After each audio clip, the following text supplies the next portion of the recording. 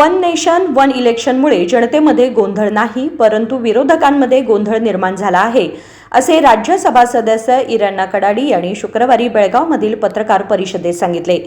PM Modi यांच्या नेतृत्वातील मंत्रिमंडळाने या योजनेला मान्यता दिली आहे, जे विकासाला हातभार लावेल. विविध राज्यांमध्ये एकाच वेळी निवडणुका न झाल्यास विकासामध्ये अडथळे येतात आणि खर्चही वाढतो, असे त्यांनी स्पष्ट केले. ಕೇಂದ್ರ ಸರ್ಕಾರದ ಕ್ಯಾಬಿನೆಟ್ನಲ್ಲಿ ಪ್ರಧಾನಿ ನರೇಂದ್ರ ಮೋದಿಯವರ ನೇತೃತ್ವದಲ್ಲಿ ಈ ದೇಶದಲ್ಲಿ ಒಂದೇ ದೇಶ ಒಂದೇ ಚುನಾವಣೆ, ಒನ್ ನೇಷನ್ ಒನ್ ಎಲೆಕ್ಷನ್ ಅಂತಕ್ಕಂಥ ಯೋಜನೆಯನ್ನು ಜಾರಿಗೆ ತರಲಿಕ್ಕೆ ಸಚಿವ ಸಂಪುಟ ಅನುಮತಿ ನೀಡಿರುವಂಥದ್ದನ್ನು ನಾನು ಸ್ವಾಗತ ಮಾಡ್ತೀನಿ. ದೇಶದಲ್ಲಿ ಪ್ರತಿ ಬಾರಿ ಚುನಾವಣೆಗಳು ಬೇರೆ ಬೇರೆ ಸಮಯದಲ್ಲಿ ನಿಗದಿ ಆಗ್ತಾ ಇರೋದ್ರಿಂದ ಆಡಳಿತ ವ್ಯವಸ್ಥೆ ಎಲ್ಲೋ ಒಂದು ಕಡೆ ಕುಂಠಿತ ಆಗ್ತಾ ಇದೆ, ಡೆವಲಪ್ಮೆಂಟ್ ಹಿನ್ನಡೆ ಆಗ್ತಾ ಇದೆ ಮತ್ತು ದೇಶಕ್ಕೆ ಹಣಕಾಸಿನ ತೊಂದರೆ ಆಗುವಂಥ ರೀತಿಯಲ್ಲಿ ಚುನಾವಣೆ ಖರ್ಚು ವೆಚ್ಚ ಆಗ್ತಾ ಇದೆ ಮತ್ತು ನೀತಿ ಸಂಹಿತೆ ಜಾರಿ ಆಗ್ತಾ ಇರೋದರಿಂದ ಆಡಳಿತ ವ್ಯವಸ್ಥೆ ಎಲ್ಲೋ ಒಂದು ಕಡೆ ನಿಂತು ಹೋಗ್ತಾ ಇದೆ. ಇದೆಲ್ಲ ಆಗಬಾರ್ದಂತ ಹೇಳಿ ಒಂದೇ ಬಾರಿಗೆ ಇಡೀ ದೇಶದಲ್ಲಿ ಚುನಾವಣೆಯನ್ನು ನಡೆಸಬೇಕನ್ನುವಂಥದ್ದು ಏನು ಜಾರಿ ಮಾಡಿದ್ದಾರೆ ಮತ್ತು ಜಗತ್ತಿನ ಸುಮಾರು 8 ದೇಶಗಳಲ್ಲಿ ಅಧ್ಯಯನ ಮಾಡಿ ಅಲ್ಲಿ ಇದರ ಮೂಲಕ ಏನು ಪರಿವರ್ತನೆ ಆಗಿದೆ ಅನ್ನುವಂಥದ್ದನ್ನು ತಿಳ್ಕೊಂಡು ಹಿಂದಿನ ರಾಷ್ಟ್ರಪತಿಗಳಾಗಿರ್ತಕ್ಕಂಥ ಡಾಕ್ಟರ್ ಕೋವಿಂದ್ ಅವರ ನೇತೃತ್ವದಲ್ಲಿ ಏನು ರಚನೆಯಾಗಿತ್ತು ಆ ಸಮಿತಿ ವರದಿ ಕೊಟ್ಟಿದೆ. ಹೀಗಾಗಿ ಆ ವರದಿಯನ್ನು ಕೇಂದ್ರ ಸಚಿವ ಸಂಪುಟ ಮನ್ನಣೆ ಮಾಡಿದೆ. ದೇಶದಲ್ಲಿ ಇದ್ರ ಬಗ್ಗೆ ಚರ್ಚೆ ನಡೆದಿದೆ. ನಾನು ಅದನ್ನು ಸ್ವಾಗತ ಮಾಡ್ತೀನಿ. ಅದೇ ವಿಪಕ್ಷಗಳು ಕೇವಲ ಈ ರೀತಿ ಜನರನ್ನ ದಿಶಾಭೂಲ್ ಮಾಡ್ತಕ್ಕಂಥ ಕಾರ್ಯಕ್ರಮವನ್ನು ಬಿಡಬೇಕಾಗ್ತದೆ.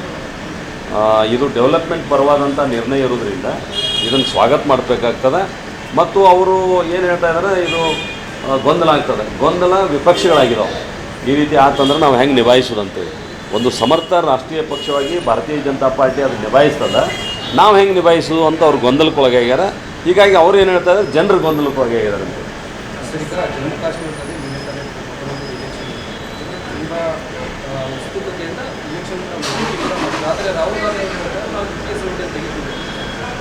ಇಲ್ಲ, ಒಂದು ದೇಶದಲ್ಲಿ ನಾವು ಮೊದಲಿನಿಂದ ಹೋರಾಟ ಮಾಡ್ತಿದ್ವಿ. 370ನೇ ವಿಧಿಯನ್ನು ರದ್ದು ಮಾಡಬೇಕು, ಒಂದೇ ದೇಶ ಒಂದೇ ಧ್ವಜ ಒಬ್ಬರೇ ಪ್ರಧಾನಿ ಅಂತಕ್ಕಂಥದ್ದು ನಮ್ಮ ಹೋರಾಟ ಇತ್ತು. ಅದನ್ನು ರದ್ದು ಮಾಡಿದ್ದೀವಿ.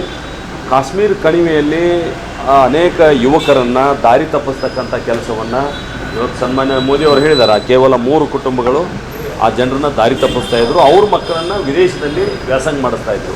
ಹೀಗಾಗಿ ನಾವು ಅದನ್ನು ರದ್ದು ಮಾಡಿರೋದ್ರಿಂದ ಇವತ್ತು ಭಯೋತ್ಪಾದನೆ ಹತೋಟಿಗೆ ಬಂದಿದೆ ಮತ್ತು ಶಾಂತಿ ಸುವ್ಯವಸ್ಥೆ ಆಗಿದೆ. ಹೀಗಾಗಿ ಈ ರಾಹುಲ್ ಗಾಂಧಿಯವರು ಈ ಎಲ್ಲ ಸ್ಥಿತಿಗತಿಗಳನ್ನು ಅಧ್ಯಯನ ಮಾಡಿ ದೇಶದ ಒಬ್ಬ ಪ್ರಬುದ್ಧ ವಿರೋಧ ಪಕ್ಷದ ನಾಯಕರಾಗಿ ಅವರು ವರ್ತನೆ ಮಾಡಬೇಕು. ಈ ರೀತಿ ಹುಡುಗಾಟಿಕೆಯಿಂದ ಅವ್ರು ಹೇಳ್ತಕ್ಕಂಥದ್ದು ವಿರೋಧ ಪಕ್ಷದ ನಾಯಕರಿಗೆ ಶೋಭೆ ತರುವಂಥದ್ದಲ್ಲ ಅಂಥೇಳಿ ನಿಮ್ಮ ಮೂಲಕ ನಾನು ಹೇಳಲಿಕ್ಕೆ ಬಯಸ್ತೀನಿ.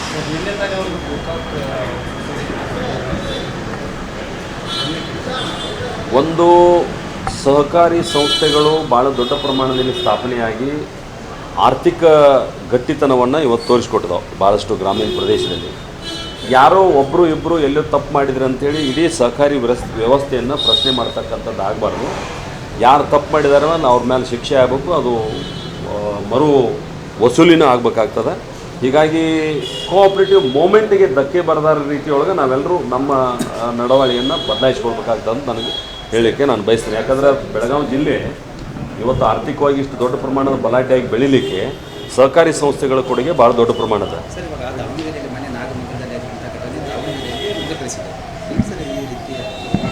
ಇಲ್ಲ, ಕೆಲವು ವ್ಯವಸ್ಥೆಯನ್ನು ದುರುಪಯೋಗಕ್ಕಂಥ ಶಕ್ತಿಗಳು ಅಲ್ಲಲ್ಲಿ ಇರ್ತಾವನ. ಇಂಥ ಸಂದರ್ಭದಲ್ಲಿ ಅವರು ಹೊರಗೆ ಬರ್ತಾರೆ. ಪೊಲೀಸ್ ಇಲಾಖೆ ಕಟ್ಟುನಿಟ್ಟಿನ ಕ್ರಮ ತಗೋಬೇಕು ಮತ್ತು ರಾಜ್ಯ ಸರ್ಕಾರ ಕೂಡ ಇದನ್ನು ಮುಲಾಜಿಲ್ಲದೆ ಕ್ರಮ ತಗೊಳ್ಬೇಕು. ನೀವು ಕೇವಲ ವೋಟ್ ಬ್ಯಾಂಕ್ ಆಧಾರದ ಮೇಲೆ ಈ ರೀತಿ ಮಾಡ್ತಾ ಹೋದ್ರೆ ಕಾನೂನು ಸುವ್ಯವಸ್ಥೆಯನ್ನು ನಿಮ್ಮ ಕೈಯಿಂದ ನಿಭಾಯಿಸಲಿಕ್ಕೆ ಸಾಧ್ಯ ಆಗೋದಿಲ್ಲ. ಹೀಗಾಗಿ ಗಂಭೀರವಾದಂಥ ಇದು ಚಿಂತನೆಯನ್ನು ಗೃಹ ಸಚಿವರು ಮಾಡಬೇಕಾಗುತ್ತೆ. ಅದೊಂದು ದುರಂತ. ಯಾವುದೇ ರಾಜಕಾರಣಿ ತನ್ನ ಇತಿಮಿತಿ ನಾನು ಯಾವ ರೀತಿ ಇರಬೇಕನ್ನುವಂಥದ್ರ ಬಗ್ಗೆಯೂ ಯೋಚನೆ ಮಾಡಬೇಕಾಗ್ತದೆ. ಹೀಗಾಗಿ ಈ ಪ್ರಕರಣ ಇವತ್ತು ತನಿಖೆ ಹಂತದೊಳಗಿರೋದ್ರಿಂದ ಆರೋಪನೂ ಸಾಬೀತಾಗಲಾರ್ದನ್ನು ನಾವು ಯಾರ ಬಗ್ಗೆ ಏನೂ ಮಾತಾಡೋಕ್ಕಾಗೋದಿಲ್ಲ. ಆದರೂ ರಾಜಕಾರಣ ಕ್ಷೇತ್ರದಾಗಿರ್ತಕ್ಕಂಥ ನಾವೆಲ್ಲ ಸೀತೆಯಷ್ಟೇ ಪವಿತ್ರ ಇರಬೇಕಾದಂಥ ಅಗತ್ಯ ಇದೆ ಅಂತೇಳಿ ಮಾತ್ರ ಹೇಳಲಿಕ್ಕೆ ನಾನು काश्मीरातील 3 कुटुंबे त्यांच्या मुलांना विदेशात शिक्षणासाठी पाठवत आहेत हे दिशाभूल करणारे आहे. अनुच्छेद 370 रद्द करून काश्मीरच्या विकासाकडे लक्ष देण्याची गरज आहे असे ते म्हणाले आणि राहुल गांधींना या विषयावर बोलण्याचे आवाहन केले. संकल्प शिंदे, KMM मराठी, बेळगाव.